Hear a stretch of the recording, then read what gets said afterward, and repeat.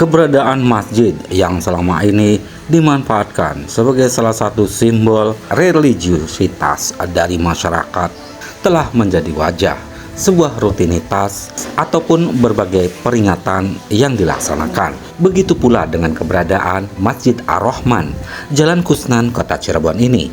Walau sudah lama keberadaannya, namun baru kali ini dapat dimanfaatkan untuk melaksanakan sholat Jumat berjamaah.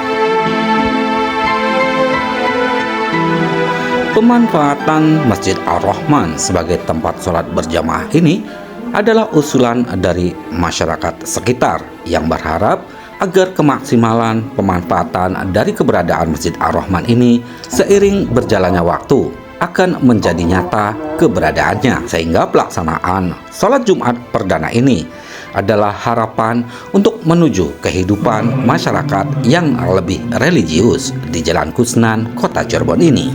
Bertindak selaku khotib dan imam, Irjen Pol Purnawirawan Haji Agung Makbul dengan muadzin Ustadz Iwan Adi Sucipto Patiwael. Dan inilah pelaksanaan sholat Jumat perdana di Masjid Ar-Rahman, Jalan Kusnan, Kota Cirebon.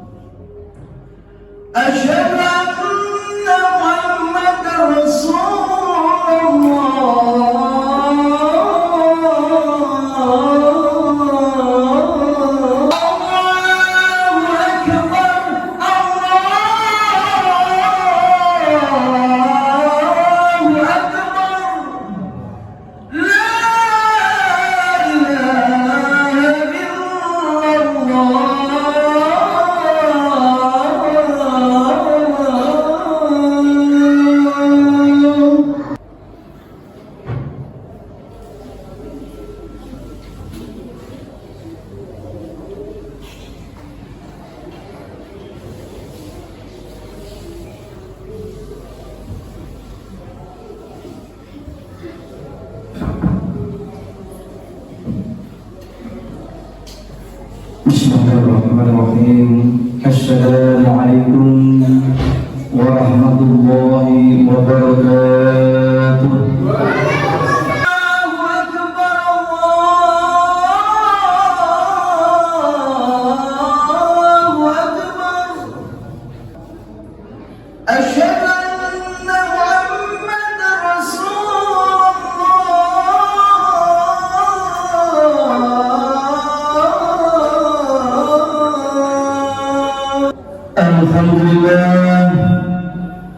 Alhamdulillahilladzi nazzala 'alaikal kitaba bil haqq musaddiqan lima baina yadayhi wa anzala at-taurata wal injil. Asyhadu an la ilaha illallah wahdahu la syarika lah wa asyhadu anna Muhammadan 'abduhu wa rasuluh la nabiyya ba'dahu. Allahumma shalli wa sallim ala sayyidina Muhammad wa ala ali sayyidina Muhammad. Amma ba'du, fa ya ibadallah ittaqullaha haqqa tuqatih wa la tamutunna illa wa antum muslimun. Fa qala Allah ta'ala fil Qur'anil Karim, a'udzu billahi minasy syaithanir rajim. Bismillahirrahmanirrahim. Subhanalladzi asra bi'abdihi lailan minal masjidil haram ilal masjidil aqsa alladzi barakna hawlahu linuriyahu min ayatina innahu huwas samiul basir.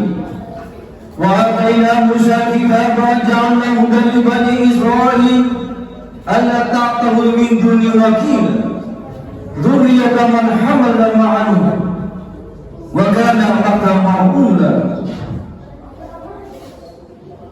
Sadaqallahul azim. Kaum muslimin yang dirahmati Allah, marilah kita selalu memanjatkan puji syukur kehadirat Allah Subhanahu wa taala atas rahmat dan hidayahnya, sehingga pada hari ini kita masih diberi kesehatan oleh Allah, kita masih diberikan kenikmatan oleh Allah, dan kita masih diberikan melangkahkan kakinya dari masjid, dari rumah menuju ke masjid, rumah Allah Subhanahu wa taala.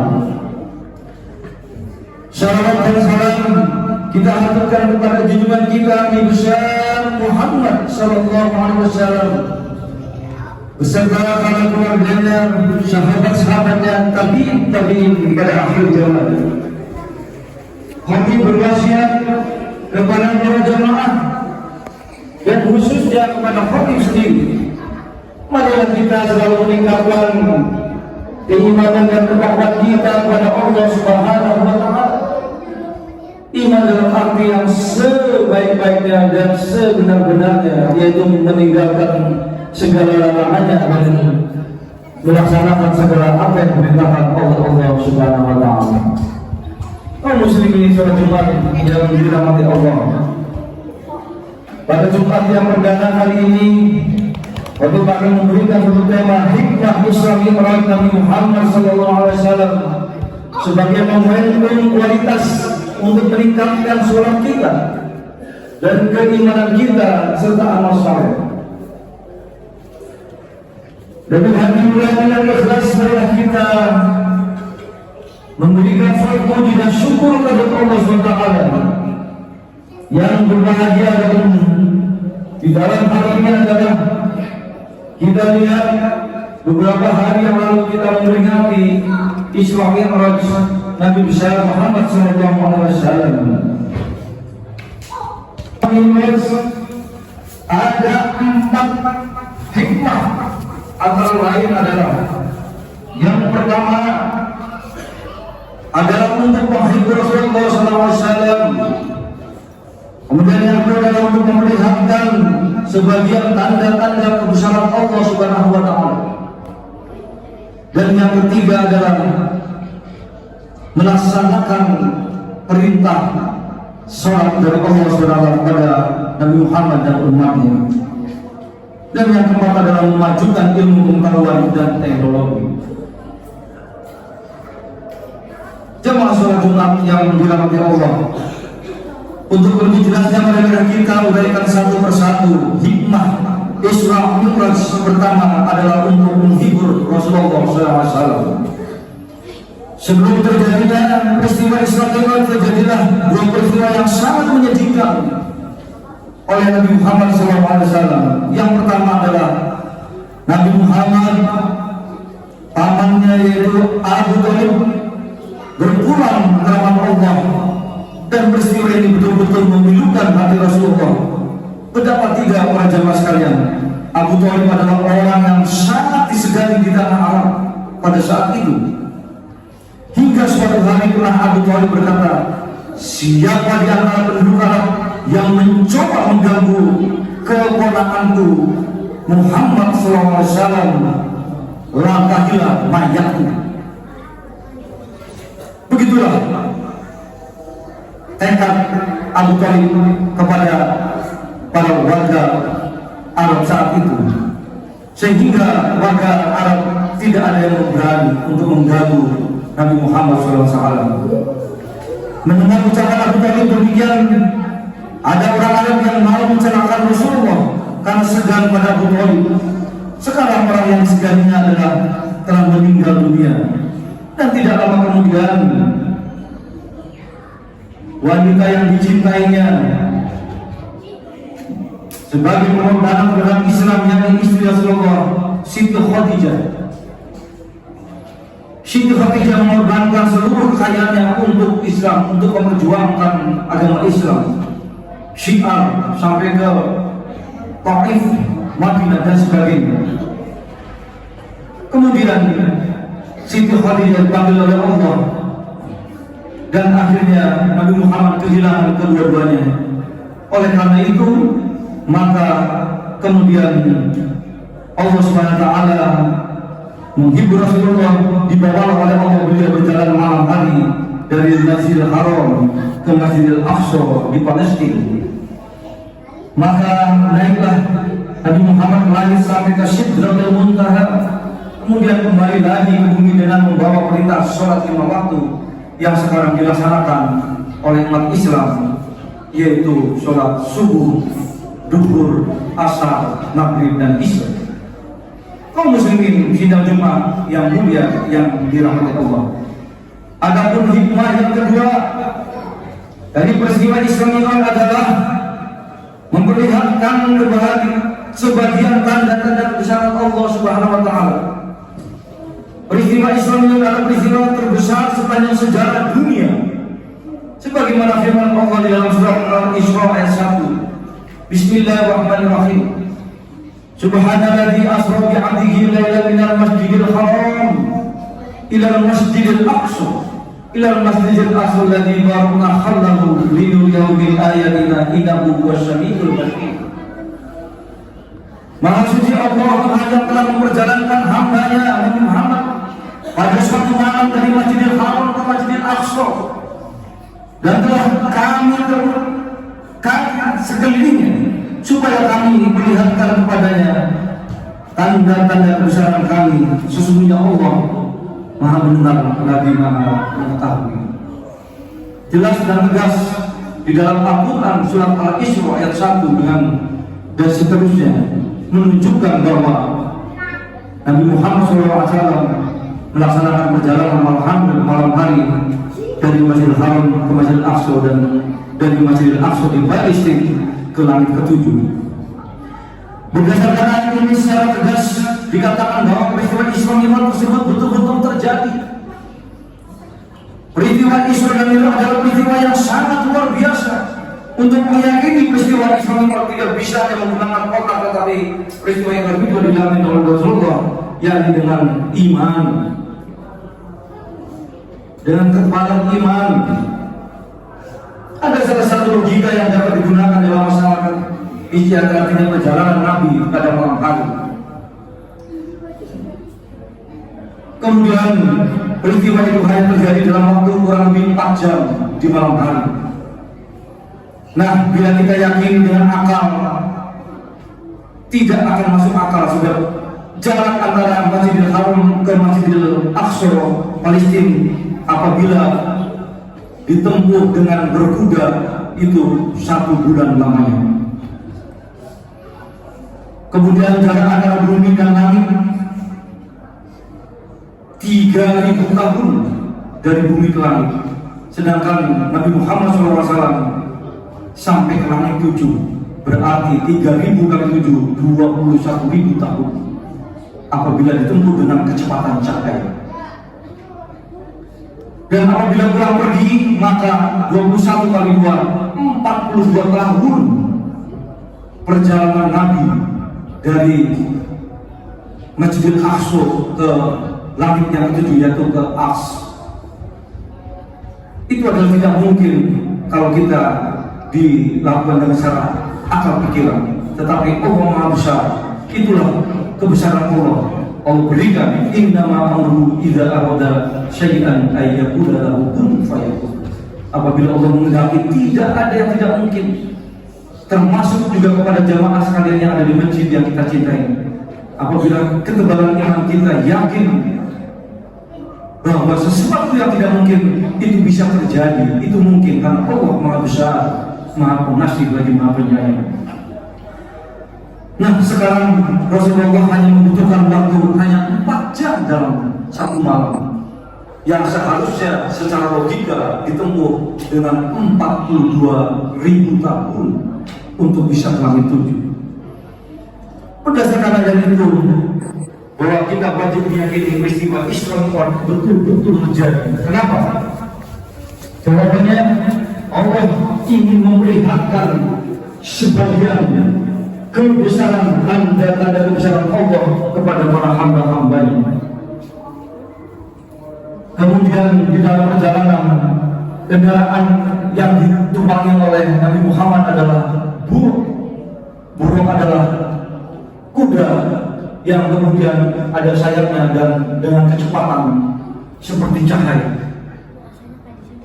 Kaum muslimin yang berbahagia, itulah Allah Maha Besar. Kita harus yakin di dalam Al-Quran jelas, dalam Al-Isra tadi memberikan suatu ayat 1 dan seterusnya, itu menunjukkan bahwa kita yakin bahwa sholat adalah suatu piagama yang tidak boleh ditinggalkan sekalipun kita dalam keadaan berbaring di tempat tidur, tetapi sholat tidak bisa ditinggalkan.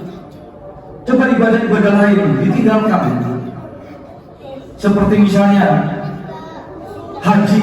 Apabila tidak mampu, kita juga tidak wajib. Bagaimana kita mau melaksanakan haji kita tidak mampu?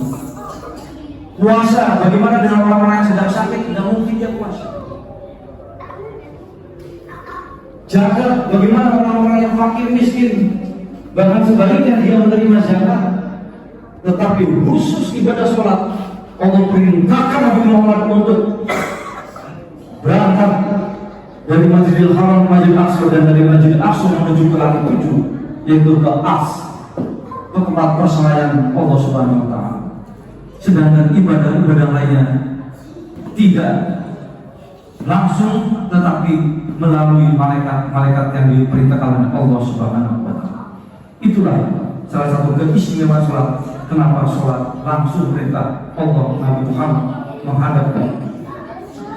Adapun hikmah yang ketiga adalah menjemput perintah sholat 5 waktu sholat semalam dengan adanya presiden dan pemaparan Islam wajib mendirikan sholat 5 waktu. Bagi yang laki-laki maka wajib sholatnya di masjid, dan untuk yang perempuan bisa di rumah. Sesuai dengan firman Allah, Bismillahirrahmanirrahim. Wa aqimus sholata inna sholata tanha 'anil fahsya'i wal munkar. Al-Ankabut, yang artinya, dan dirikanlah sholat, sesungguhnya sholat itu mencegah dari perbuatan yang keji dan munkar. Itulah firman Allah. Apabila kita melaksanakan sholat, insya Allah kita akan dihindari dari perbuatan-perbuatan dan mencegah dari perbuatan yang keji dan munkar. Kemudian yang keempat adalah memajukan ilmu pengetahuan dan teknologi, sebagaimana firman Allah, Bismillahirrahmanirrahim. Ya ma'asyarul jinni wal insi in istata'tum an tanfudu min aqtaris samawati wal ardi fanfudu la tanfuduna illa bisultan.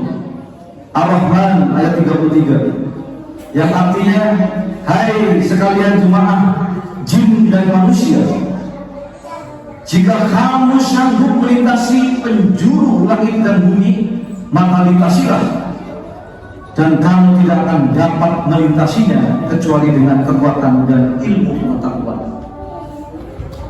Dengan peristiwa Isra Mi'raj adalah menunjukkan bahwa majulah ilmu pengetahuan dan teknologi saat ini. Pada tahun 1978, 2 orang astronom Amerika berhasil tiba di bulan dengan menggunakan pesawat Apollo 11, yaitu bernama Neil Armstrong dan Buzz Aldrin. Itu menunjukkan bahwa ilmu pengetahuan itu harus maju. Negara Indonesia pun sekarang telah berhasil membuat pesawat terbang.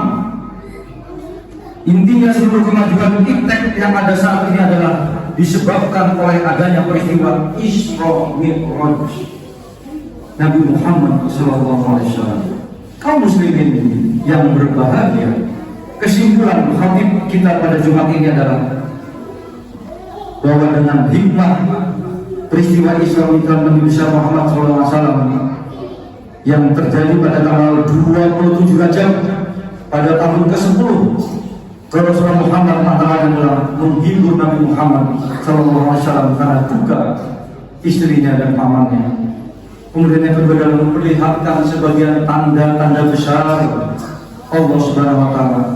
Yang ketiga adalah melaksanakan perintah sholat 5 waktu yang Nabi Muhammad langsung menghadapnya ke langit 7. Dan yang keempat adalah memajukan ilmu pengetahuan dan teknologi. Semoga Allah bermanfaat bagi kita untuk kita hayati dan kita amalkan. Fa'tabiru ya ulil irsabati wa amalhum turja'un. Barakallahu lakum fil Qur'anil Karim wa nafa'ani wa iyyakum bil ayati wa dzikril hakim wa zajjarani wa iyyakum min adzabil alim wa ja'alallahu wa iyyakum من الواحد. أقول قولي هذا وأستغفر الله العظيم لي ولكم ولجميع المسلمين إنه هو الغفور الرحيم. اللهم صل على سيدنا محمد وعلى آل سيدنا محمد.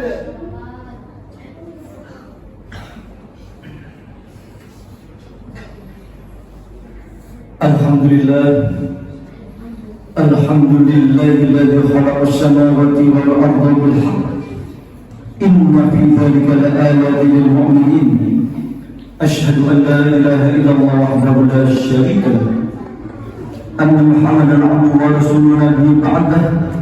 اللهم صل وسلم على محمد وعلى آل سيدنا محمد أجمعين. أما بعد فيا عباد الله اتقوا الله حق تقاته ولا تموتن إلا وأنتم مسلمون. فقال الله تعالى في القرآن الكريم: أعوذ بالله من الشيطان الرجيم. بسم الله الرحمن الرحيم. إن الله وملائكته يصلون على النبي يا أيها الذين آمنوا صلوا عليه وسلموا تسليما. اللهم صل على محمد وعلى سيدنا محمد كما صليت على إبراهيم وعلى سيدنا إبراهيم في العالمين إنك حميد مجيد. اللهم اغفر للمسلمين والمسلمات والمؤمنين والمؤمنات الأحياء والأموات برحمتك يا أرحم الراحمين.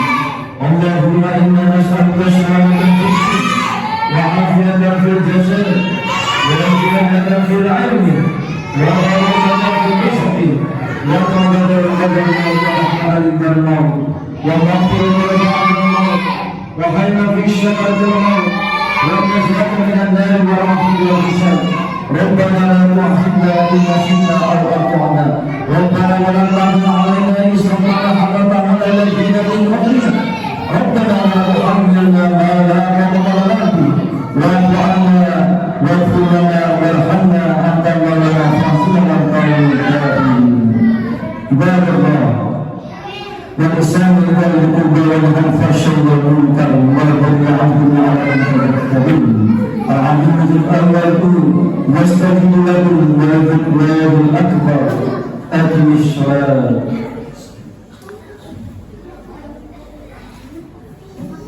الله أكبر الله أكبر. أشهد أن لا إله إلا الله. أعوذ بالله من الشيطان الرجيم.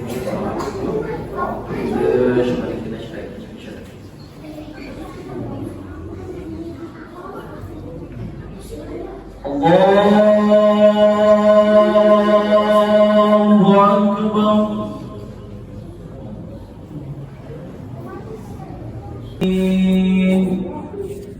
الرحمن الرحيم مالك يوم الدين. إياك نعبد وإياك نستعين.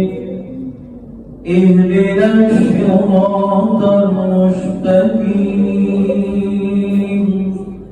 صراط الذين أنعمت عليهم غير المغضوب عليهم ولا الضالين.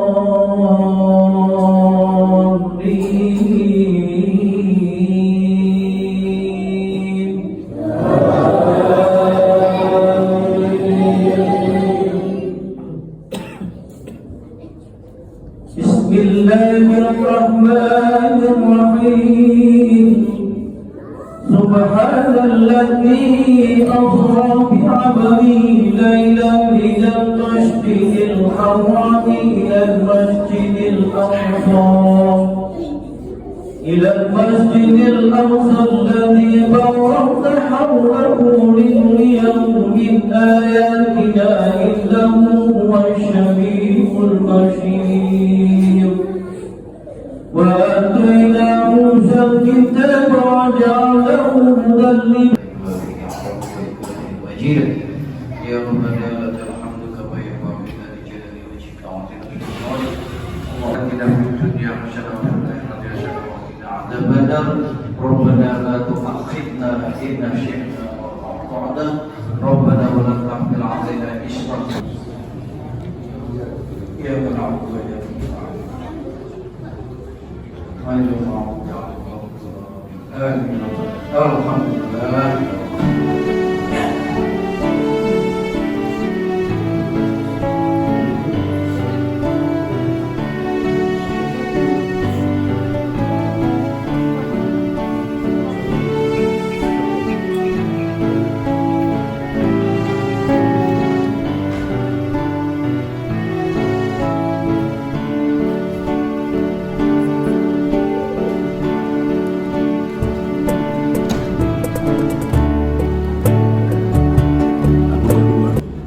Tahun 2002 berdirinya dan ini sesuai dengan kehendak jamaah dan masyarakat RT 2 dan 03 untuk melaksanakan ibadah sholat Jumat yang pertama sini, karena sebagian warga RT 2 dan 3 itu kebanyakan sholatnya tidak di Baitur Rahim, sholatnya di Al-Amin jadi kenapa tidak ya Rahman.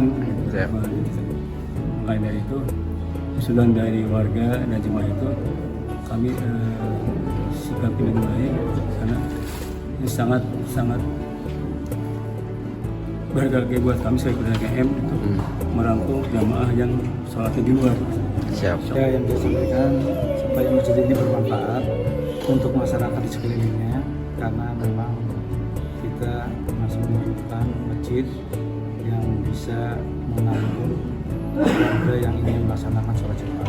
Oleh karenanya dengan dibukanya perdagangan masjid ini, insya Allah masyarakat di sekeliling ini bisa tertampung dan bisa melaksanakan sholat Jumat dengan khusyuk dan tertib, ya, sehingga tidak berdesak-desakan, bahkan ada sampai ke jalan dan sebagainya. Itu sebetulnya kita salah satu fungsinya adalah itu, kita lebih baik kita dalam masjid dan kita fungsikan masjid ini supaya bisa bermanfaat untuk menghadap Allah SWT.